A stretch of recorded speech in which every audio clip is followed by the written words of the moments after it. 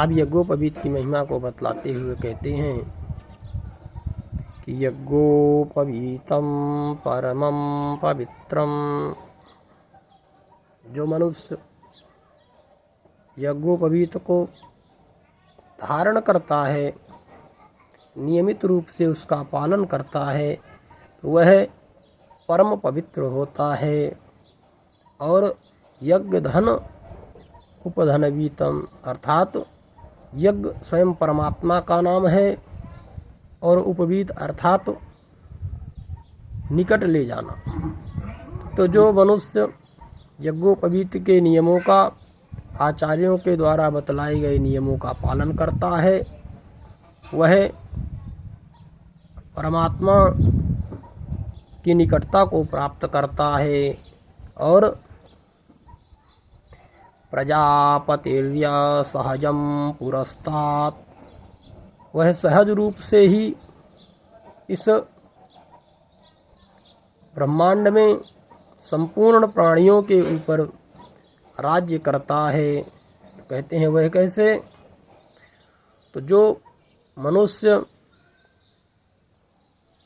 परमात्मा के समीप पहुंच जाएगा, तो कहते हैं जिसका रब है उसका सब है, जिसका परमात्मा बनाता है उसका कोई बिगाड़ने वाला नहीं है, और जिसका परमात्मा बनाता है उसे कोई बिगाड़ नहीं सकता, और जिसका बिगाड़ता है उसे कोई बना नहीं सकता।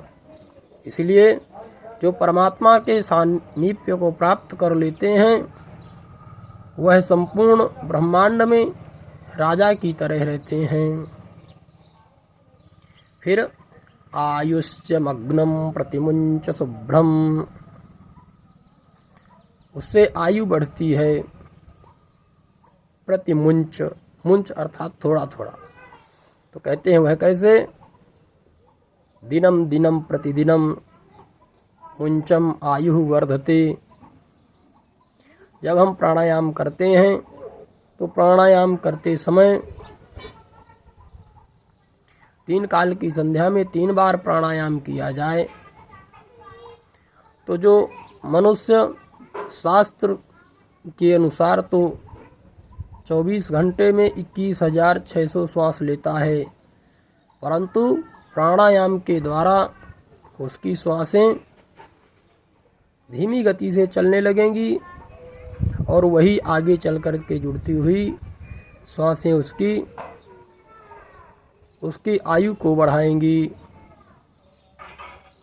यज्ञोपवीतम बलमस्तु तेजः, और उस यज्ञोपवीत को धारण करने से बल और तेज की प्राप्ति होती है।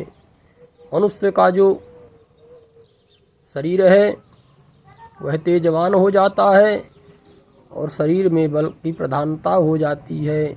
इसलिए प्रत्येक जनेऊधारी को, यज्ञोपवीत धारण करने वाले पुरुष को 3 काल की संध्या करनी चाहिए, और उसके साथों साथ नियमित ढंग से बतलाए हुए गुरु के द्वारा नियमों का पालन करना चाहिए।